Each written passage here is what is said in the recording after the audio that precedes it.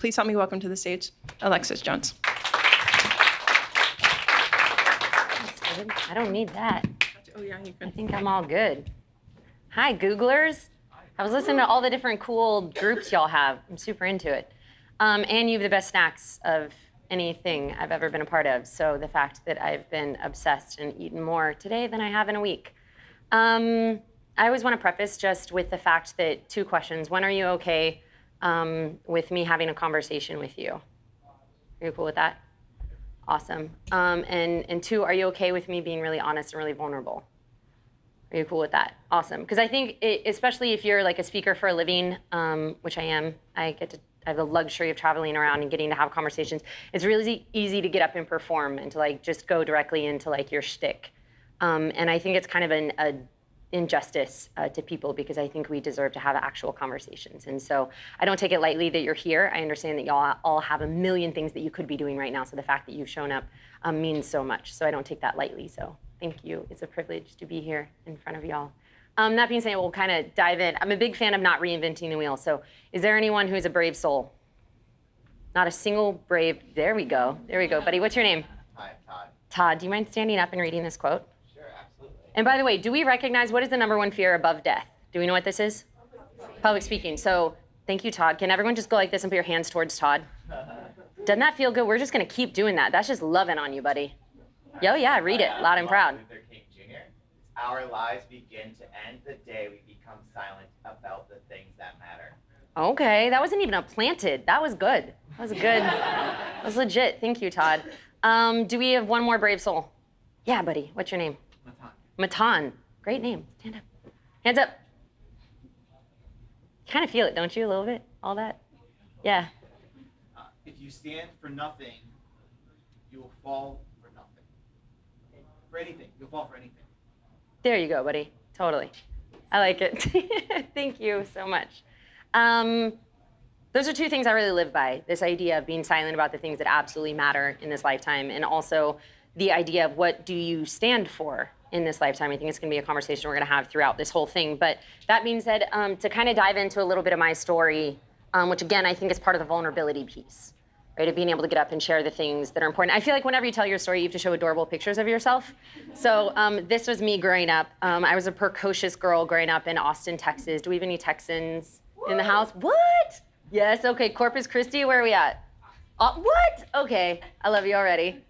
Austin, come on, this is just getting better. I just had those chips, never had them before, but they are awesome. Yeah, that's good to know. 15 grams of protein, who knew?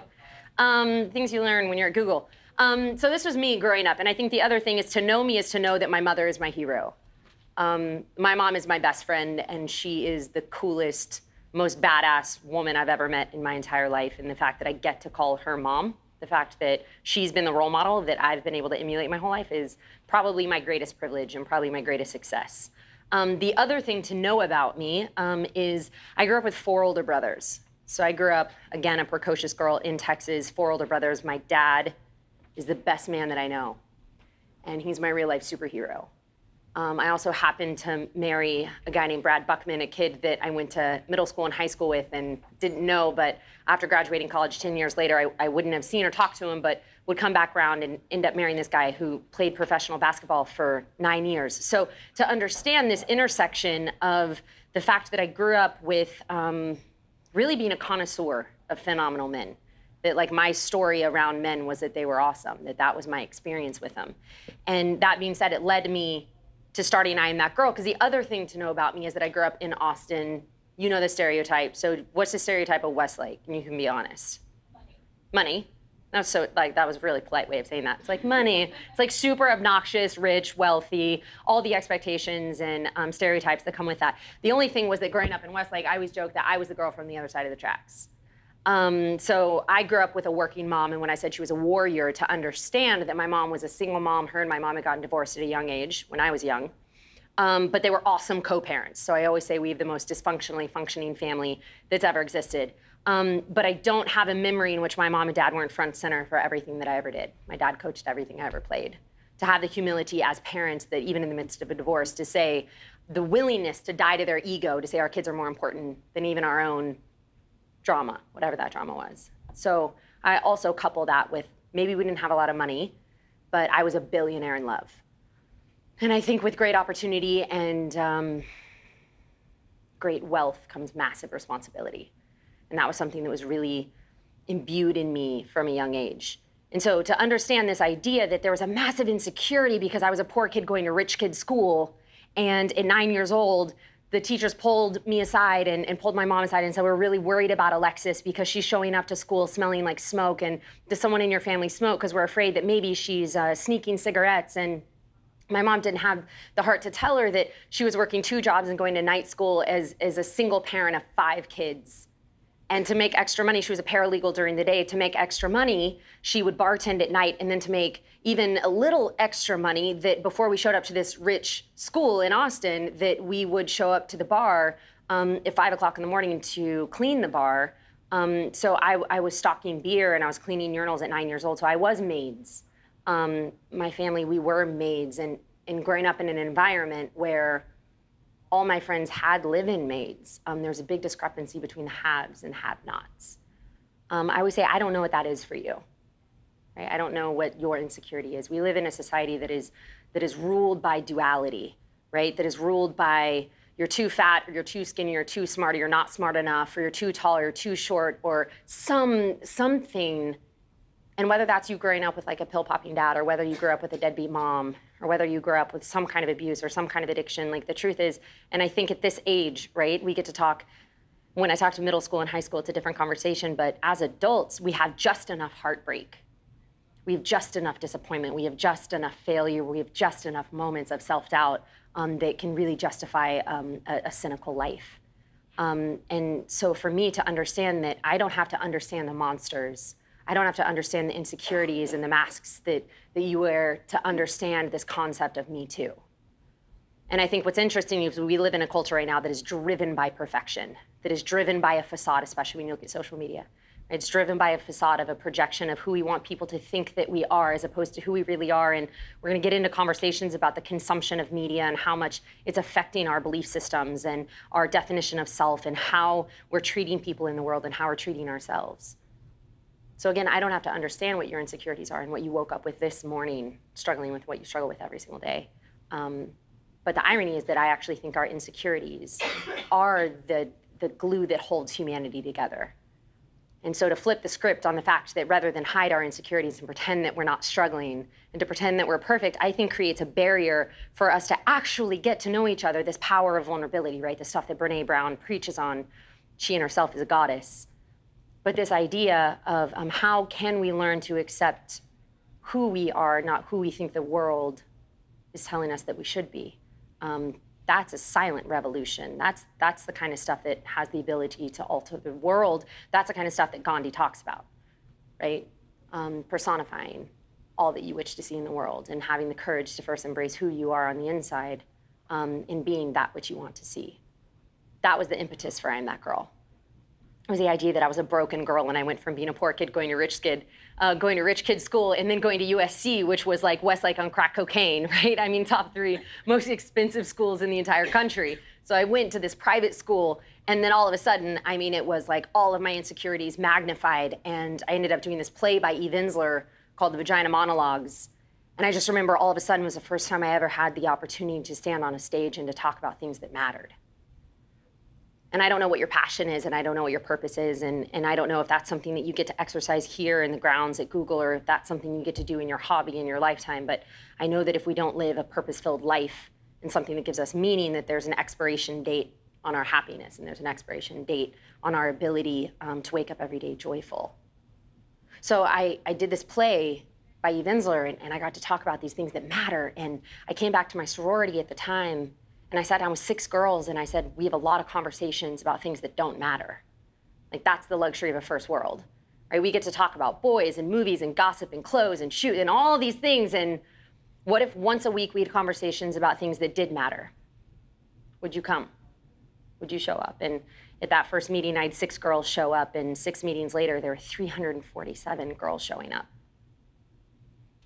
And what was so powerful about that was that it transcended the matrix of diversity. These weren't just sorority girls. This was all the girls from the international relations classes that I was involved in. These were athletes. These were dudes showing up, right? Our star quarterback at USC, Matt Leinart, was one of my best friends. These were alpha dudes showing up because they were like, yo, one, I know where the girls are hanging out. Two, I too want to have conversations about things that matter. And what was crazy at 19 years old, and part of it is like blissful ignorance, right? Of that, like, why not me? Why not now? Those 347 girls have thus grown into 1.2 million girls. We have chapters in 24 countries around the world now, because I think that when we're looking at this generation, this is a generation who deeply cares about contributing to the world and truthfully don't even really know where to begin. And I think that that is an awesome entry point to understand a generation that is inundated with so much technology and with analysis paralysis, quite frankly, so many options. And so to understand this movement of 1 million girls, what's fascinating was this intersection was I was always such a tomboy growing up. I was an athlete. Like I said, I grew up with 4 older brothers, and we were late to church every Sunday because we were watching ESPN highlights. And so I always straddled this interesting line of being an athlete and a tomboy, and all my best friends were guys. But then all of a sudden, I was like super into girl empowerment, and I cared about the treatment of girls because I'd been so blessed to have been so divinely protected my entire life. And so to see the intersection of after starting I Am That Girl, I ended up hosting a TV show on the red carpet for 3 years. That quickly transitioned into me working at Fox Sports and ESPN and getting to work a lot in the entertainment industry. And again, kind of this intersection, but it wasn't until Trent Dilfer, who's a commentator for ESPN, who won a Super Bowl playing for the Baltimore Ravens, called me. And he said, here's the thing, I have this camp, it's called Elite 11. It's the top 18 quarterbacks in the country. Is there any way that we could convince you to come and give a talk on the importance of respecting girls? And I was kind of like half laughing on the phone, and I said, Trent, well, why don't you bring in some dude, like bring in some dad that they respect? And he was like, no, here's the thing, I actually think that the conversation needs to come from a girl, and more importantly, and Yogi Roth was involved in this entire conversation, who's one of my best friends, who's a commentator, the face of the Pac-12 network.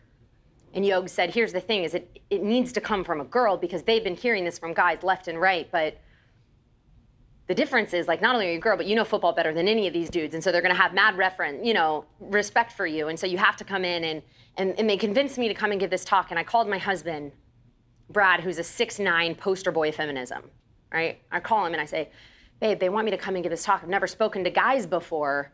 Like, what do you think, like, how should I go about doing this? And he said, the truth is you're gonna have to reframe it for guys, because the truth is, to understand where they're coming from, you have to reframe it, because he said, here's the thing, at 18 years old, when you're talking about sexual assault prevention, an 18-year-old boy doesn't get past the word sex, right? You're like, sexual assault prevention, and they're like, sex, right? And all of a sudden, they are imagining, right, like the hot sorority girls that they want to bang. That's the truth. He was like, that is who they are imagining. So he said, if I were you, I would pull pictures of their sisters and moms and girlfriends from social media, and I'd put it in your presentation.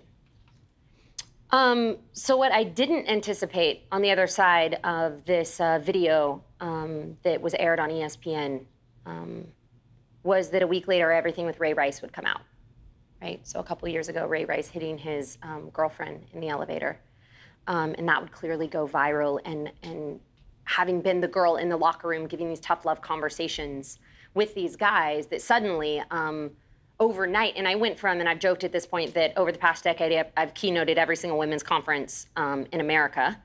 And overnight, I was hired by Division I locker rooms all over the country to have this conversation with young men on the importance of respecting women, because when we start looking at the statistics, the pandemic levels, 1 in 4 girls would be sexually assaulted on a college campus.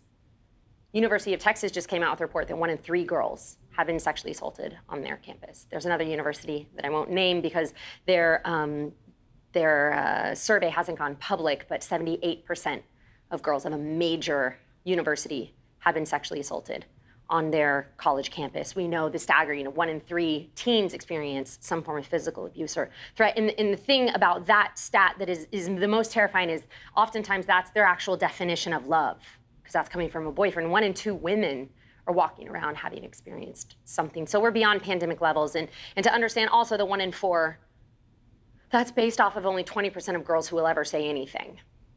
96% of girls who get admitted into rehab were sexually assaulted at some point in their life. So you can imagine when you do the real math, we're beyond pandemic levels of what's happening. We're a first world, and we can't send our daughters and our sisters and our girls to get a higher education without flipping a coin. To me, I think that every single generation, I think that in any given lifetime that we're presented with an opportunity to understand and to stand on a side of history. And I often wonder, historically, and I remember asking my dad when I was 14 years old at the dinner table, these are the kind of conversations I had at the dinner table. I remember saying, Daddy, do you think that I would have hidden Jewish people during World War II, even though I wasn't raised Jewish? I said, do you think that I would have fought in the height of the civil rights for African Americans, even though I'm clearly not African American? And I remember there was this brief pause, and my dad looked at me and he said, of course you would have, because I raised a daughter to lend a voice to people whose voice has been taken away. And I raised a daughter to stand for people who can't stand. And my God, did I raise a daughter to fight for people who have no fight left in them. And I often wonder, in those historical moments, did they even understand that there was an invitation for them to step up and do something? Or were they in a situation where they were just going with the flow and life is stressful and there's a million to-dos and there's all these responsibilities and they were just going through the motions, not recognizing that in any given moment, any given lifetime, in any given generation, that we are provided an opportunity to say, what kind of person will I choose to be in this moment? And so to understand, I genuinely believe, especially on behalf of my generation, I genuinely believe that this is one of the biggest invitations is the current treatment of girls and women. And I think we've been going about it really wrong, and I've been part of that problem, if I'm being really honest, because having preached to women for a decade, it didn't dawn on me until this moment that we've missed the window and we've missed the opportunity to invite men to participate. The fact that for an entire decade, I've been preaching in rooms with only women, preaching to half the sky about the problem, preaching to the choir, quite frankly, because there's not a woman that I know who hasn't had some kind of incident, some kind of run-in, whether it's catcalls or sexual harassment or sexual assault or something. There is not a woman who walks around and says, weird, I felt safe my whole life. There's never, I mean, that's why we're laughing, right? Because it's so ridiculous. And I remember looking at my husband once, and again, 6'9", professional athlete, and I said, what is it like? And he said, what do you mean, babe? I said, that you've never one time felt unsafe. What is that like? Because every single day there is a moment, a fleeting maybe, but every single day there is a moment as a woman where I wonder whether I'm safe, and whether that is a physical safety, whether that is an emotional safety, whether that is a mental or a spiritual safety. Every single moment from the time that I've been conscious enough to be aware that I've experienced that fear, and what would it be like? What kind of liberation and freedom would it be to not have to live with that fear? And so to understand these facts. And so when I walked in, and his suggestion of put pictures of their sisters and moms and girlfriends, in the first 3 minutes of the conversation when I walked into this first talk for Elite 11, and I said 1 in 4 girls would be sexually assaulted, and it was the traditional eye roll that you get, that he'd already prepared me for. He was like, here's the thing, as a professional athlete, I've heard this talk 1,000 different times in every different way of officers coming in being like, you're gonna get 14 years if you ever rape someone. And 99% of these guys would never intentionally do that. So immediately they zone out and they're like, well, I'm not, okay, this isn't relevant to me, right? Or they bring in, heaven forbid, a survivor who shares her experience, and they have the same reaction of like, well, I would never hold a woman down. She's screaming against her will. And so when I come in and I said 1 in 4 girls, the eye roll of like, it's this talk. Okay, I get it. And I put up this slide and I said, that being said, what if it was her? And I memorized 10 to 15 names. And I've pulled pictures of their moms and their sisters and their girlfriends. And I said, what if it was Sarah? What if it was Danielle? What if it was your single mom, Laura? Talk to me about these women. And there was a visceral reaction in the room. And now these guys aren't thinking about the random girls that they want to have sex with. They are thinking about the only girls in their life that they don't want anyone having sex with. All of a sudden, it ignited. I think that there is truly a predilection inside of male DNA that is hardwired to protect. And all of a sudden, it ignited that version of them that wasn't slumped back in their chair with their arms across their body and their eye roll. This was a vigilance. This was a sitting straight up. This was a call to arms. This was a battle cry. This was an invitation. This was, you tell me what I have to do. Put me in, coach. Because if you're talking about her, that's a different conversation. So you tell me what you need from me in order to show up in this space. And I was absolutely unprepared for the reaction that half the guys in the room started crying. Immediate, visceral, emotional response to seeing pictures of the women that they love. And that was the opportunity, right? Because the truth is that this version exists inside of every man, right? There is a version of us, and inside of every woman, there's a little girl inside of us that never grows up much past this age. And so to invite them to participate, and the truth is that this little boy at a certain age gets told that he's not allowed to feel anymore. He's certainly not allowed to express how he feels in a society with a toxic definition of masculinity that tells him to perform in all of these areas. There are three consistent things when I walk into a locker room when I say, you tell me what manhood is. Give me words, and I'll use something like this, and I start writing down words, and every time they usually start with really respectful. When I say, what does manhood mean? And they're like, it means leadership. It means protecting. It means, and I say, okay, that's adorable. Super sweet. I don't think dudes are like rapping about like, this guy's got some crazy integrity. I was like, I don't think they're talking about like character and, right? And I'm like, so tell me really, like, what are we talking about? And finally, when we really start getting honest, and consistently in every single locker room, and now I've spent going on 4 years, 220 days a year in locker rooms with alpha male athletes. 3, consistently be rich, be famous, bang as many girls as you can. And they're doing it effectively. That's the programming that they're receiving right now. And so to understand the fact that there is a deep embedded programming, to understand that we as a culture have programmed them very well. So to understand what this programming is, they're consuming 10 hours of media a day, 10.3 hours on average. They're consuming 3,000 brand images. We have 98% of millennial boys learn about sex through porn at 12 years old. So we start understanding that if you put any human being in front of a screen for 10.3 hours a day, when we start to break down the content that they're consuming in the video games that they play, in the music lyrics that they're listening to, in the movies that they watch, the glorification of violence against women, the overt hypersexuality, the objectification, that I really, all of a sudden, when I started really digging into like what is going on, is the fact that, like I said, they're doing exactly what we programmed them to do. So it's not actually their fault. Doesn't mean it's not their responsibility. There's a difference between stupidity and ignorance. And when I come in and I talk to them, instead of standing on a platform telling them that they're failing at a job that they didn't know they had, instead of coming in and pointing fingers and be like, you as a dude inherently should feel bad about yourself because, right? Instead, coming in and saying, look, here's the deal. My bad, okay? As like a women's empowerment woman, is that a thing? Women's empowerment? As a women's empowerment woman, my bad, and I apologize on behalf of the fact that we didn't recognize how important you were. And that for a long time that we blamed you and we pointed fingers and we stood on soapboxes, and by the way, that is not an inspiring way to inspire any kind of change. And instead coming in and saying like, actually, we've never needed you as much as we need you right now. And by the way, the amount of backlash that I get from women, right? In that statement of saying we need you and them saying we don't need guys to protect us.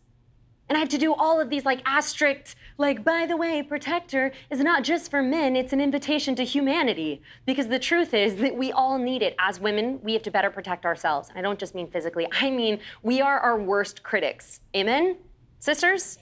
Are we so brutally awful to ourselves? We look in a mirror and the only thing we see are the flaws and all the things we wish that we could change. And then worse, is there's a symbiotic relationship. The way in which we treat people is practiced for the way in which we treat ourselves, and the way in which we treat ourselves is practiced for how we treat people. So of course, we're so good at being mean, like the Simon Cowell that exists inside of our brain. And we have so much damn practice, right, with the self-loathing, that then we turn around And we look at the way in which we treat one another. If we think we're brutal to ourselves, look at how we treat one another. Look at how we treat our sisters. There's a zero-sum game embedded in how women are raised and how we're programmed. So yes, it's an invitation for us as women to better protect ourselves and to be kinder and more compassionate and more empathetic and more understanding with ourselves, but it's also an invitation for us to protect each other better. And how are we doing a better job of injecting more empathy and compassion for other women? And yes, it is also an invitation for men to participate. Because I think that's the only way that we're ever going to see any change. Is this isn't a women's movement anymore, and maybe that was the problem to begin with. This isn't a women's movement, this is a human movement. And if this is in fact a human movement, then it requires the entire sky, not half the sky. So to understand, this is the current definition of womanhood, right? That's been programmed for us, that there are two ways in which women are told that we matter in the same 10 hours of media a day that we consume. It's our physical attractiveness based on impossible, unrealistic, impossible expectation of beauty, and it's the attention that we get from men. As men, do you have any idea how powerful that makes you? That half of how I have been programmed to matter in this world is the attention that I get from you. So to understand, this is what our daughters and our girls are battling. It's like we're so shocked, right? The girls feel shitty about themselves when that's what we consume 10 hours of media a day. The truth is that guys don't have it much better, right? Again, the three ways in which guys are told that they matter. Be rich, be famous, hook up with a ton of girls. So this, unfortunately, is what young men are battling. So the truth is, between those two, you can understand that there's this perfect storm at play. And so to understand the perfect storm is to understand that the opportunity to come into locker rooms, which are the real life gladiators. Right? When you look historically, you look at the guys that, all the other guys, and when you ask the boys under the age of 10, what do you want to be, more often than not, it's a professional athlete in some capacity. So to understand the way in which our culture has set athletes up as this mythological gladiators. So when I was given the opportunity and invited into a locker room to have a conversation with the actual influencers themselves, and look, I have horror stories, right, of the things that I've heard in locker rooms at my expense, especially when guys thought that I couldn't hear what they were saying. I walked out of one locker room after having just finished a talk, and right as I turned the corner, one of the guys looked to his two buddies and he said, "Yeah, she wouldn't talk so much with my dick in her mouth." And I turned the corner and I said, "Hey man, what's up?" And his two buddies bailed him immediately because they were like, "And we're out, see ya." And I looked at him and I said, "Here's the thing, it's not personal." Right? So it's actually kind of an unoriginal comment if we really want to dissect it, to give you insight into like your degradation of me as a woman and then your like overt hypersexuality of me at my expense actually isn't personal. The truth is, what I'm curious about in this moment is who hurt you. And there was this long pause. And I said, "Did you have a girlfriend? She break up with you? She cheat on you? Your sister mean to you growing up?" And there was this long pause and he started welling up with tears. We're talking a 6'5" alpha dude welling up with tears. And he couldn't make eye contact at me because he was staring down at the ground and he said, "My mom left me at 4. What fucking woman leaves a child?" And he started sobbing. And I said, "Here's the thing, now that's fucking brave. That other stuff that you're doing, the like dick in my mouth, I mean, come on, the bravery to have the vulnerability to say out loud the pain and the fear that you've experienced. And then for another hour and a half, he sat there bawling, talking to me about how he basically saw his mom's face on every single girl and he was so angry and he didn't know what to do about it. And he didn't know. And I think that is the stuff that lights me up. The stuff that lights me up is last night we did a screening of ProtectHer, and when one of the top tennis players in the entire country, who's 19 years old, who's ranked #1 right now in this country, came out to me and he was like, "Here's the thing," and then wrote me a text message this long saying, like, if there's anything I could do, if there's anything, I want to be involved. And I live for the stories of the hope that exists inside of these guys when we give them permission to openly communicate about their pain points. The truth is, we can inspire and motivate all day long, but the truth is to not take the time, and maybe this is what our country is lacking, and maybe this is actually the bigger conversation. The intersectionality of, we look at every facet of our country right now, and it's pretty tragic. You look at the environment, you look at the political spectrum, you look at the treatment of women, you look at the social issues that are happening. And maybe the real point is it's less about motivating, it's less about me coming in here and like inspiring you and empowering you. And maybe it's about how can we as humanity, and Google's the best at innovation, but are we having enough conversations about innovating humanity? What does that look like? Because we've gotten really, really good at innovating technology and industry and all of these different things, but what are we doing about taking a pause to step back? Because when you look at every single industrial revolution, whenever you look at dark days, dark ages, right? It was always preceded by technological revolution, because sometimes maybe it's easier to jump on board of technological advances. And maybe in those moments, we actually lose sight of the ability for us to actually engage in our own humanity and say, what do we have to do to make sure that we're constantly injecting more compassion and more empathy and more patience and more love? And maybe we're missing the point right now in the 10 hours of media that we consume every day. Maybe we've missed the point of being silent long enough to figure out who the fuck we are so that we can love ourselves a little bit more. Because you can't give something you don't have. And if we don't have self-respect, and if we don't have self-compassion and self-love, we're in no position to offer that to anyone else. And so standing in these locker rooms with the opportunity to say, maybe I've missed it. One of my favorite scenes in Selma, which is an incredible movie, there's two young African-American activists and they're talking to Martin Luther King Jr. And he's sitting there and he says, what are you doing here in Selma? And they look at him and they say, with all of the enthusiasm of young activists, and they say, we're here, we're trying to create African-American consciousness. And Martin Luther King Jr. starts laughing as an activist veteran. And he says, I don't think that we as African-Americans need more consciousness around the prejudice that we experience every day. I don't think that we need more consciousness around the police brutality. What we need is white consciousness.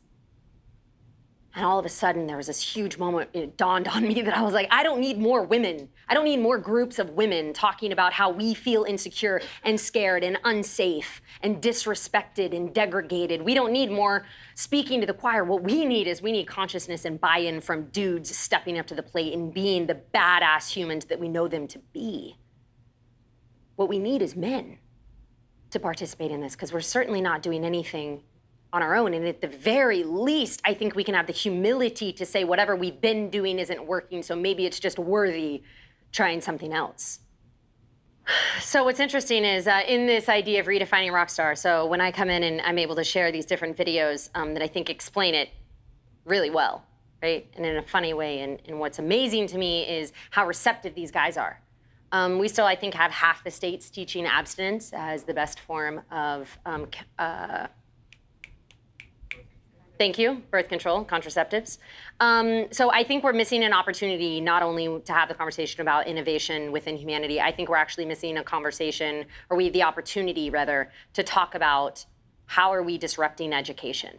How are we able to create videos? How are we able to create edutainment, if you will, that is entertaining and simultaneously educating? Because I think that's the cutting edge of education, is let's meet them where they're at, as opposed to old workshops. I mean, when I came in working with these coaches, and like I said, now having worked for this for several years now, coming in and working with these coaches, they were pulling out these binders, right, with like dust flying everywhere, with Garfield references.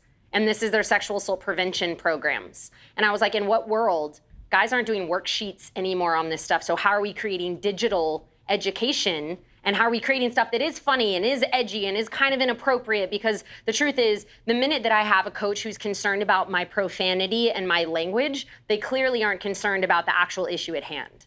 So I'm less concerned about with dropping an F-bomb, because I'm meeting these guys exactly where they're at. And instead, how can we start having conversations around consent that is educational, that does prepare them for these different circumstances? And how are we also, as a country and within media, redefining what it means to be a rock star? How are we positive storytelling? Because all media ever wants to talk about right now are the bad apples, or the guys messing up, where there are so many guys doing it right.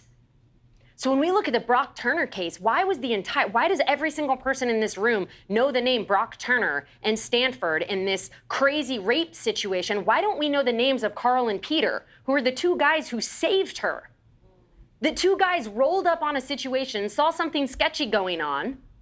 They literally jump off their bikes, Homeboy jumps up and starts to run off. They chase him, they tackle him, they bring him to justice. Why was the story not two heroes from Stanford save a girl? Those are the kind of stories that have the ability to change our entire culture, because you can't become what you can't see. So why aren't we telling those stories? Why aren't we celebrating the Christian Garcias who sees a sexual assault behind a dumpster at a party and walks out and intervenes and does something about it? Or Manny Wilkins, who's the star quarterback at USC, who shows up to I Am That Girl chapter meetings. And every time someone talks about a girl in a locker room and refers to her as a bitch, he interrupts and says, "Why she gotta be a bitch, bro?" That guy single-handedly is changing the culture of his locker room by stepping up and saying, "Why you gotta talk about her like that? We don't do that." One dude is changing the entire culture of his locker room because he has been imbued with the right language of what to say in the moments which people are being disrespectful, to say the simple phrase, "We don't do that." And as the star quarterback of this team, and as the leader, and as the captain, I'm setting a different expectation.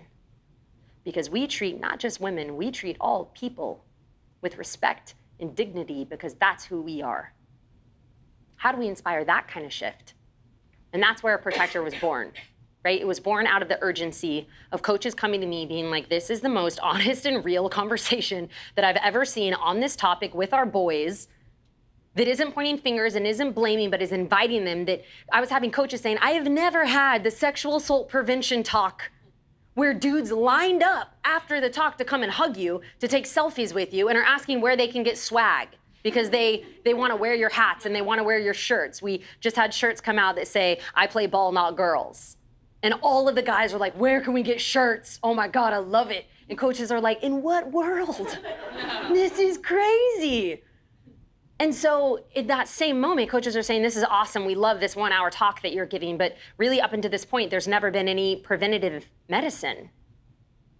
We have all of this research of survivors on the other side of this conversation, but how are we preventing this before it's happening? Not just how are we providing resources, which yes, are essential to survivors, but what are we having to do in order to have conversations on the front end to potentially prevent this behavior? And so the coaches said, is there any way that you could create a program?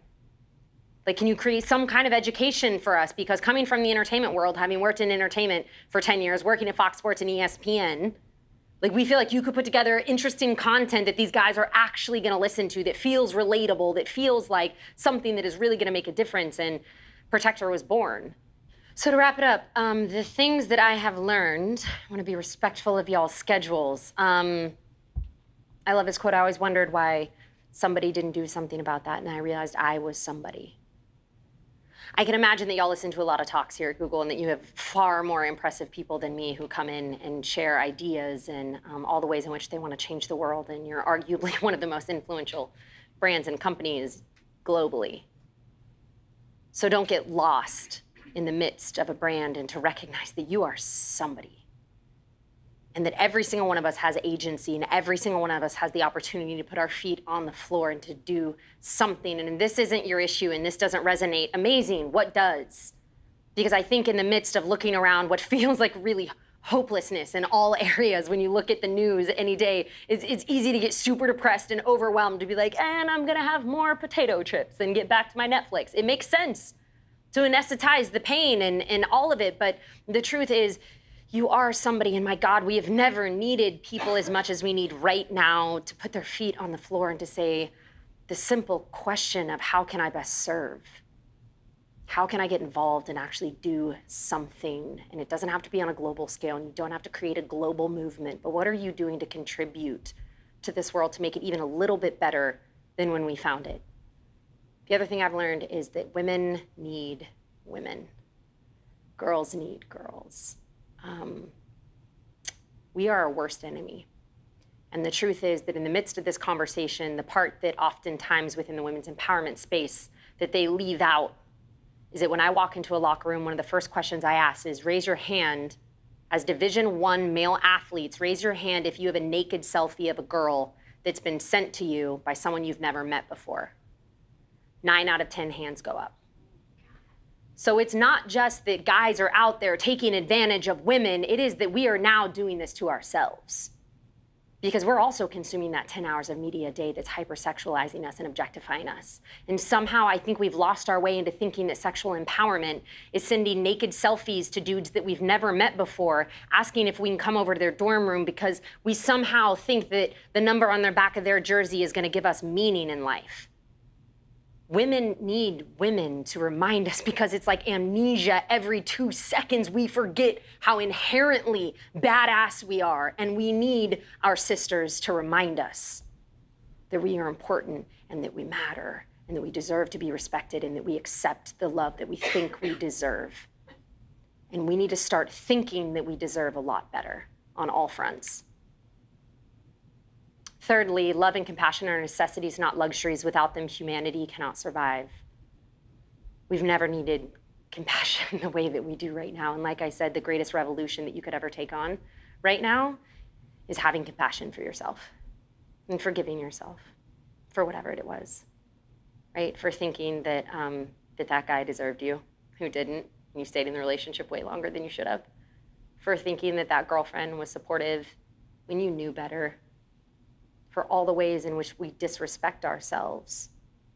That I think the true, like I said, invitation to be rebellious in a culture that is begging you to stay on autopilot, the most rebellious act that you will ever make is a deep, unapologetic sense of self-compassion that is so fucking radical that you overflow with that compassion and love for other people. It has to start with you, and it's so much easier, especially as women, right, to put our oxygen mask on other people instead of ourselves.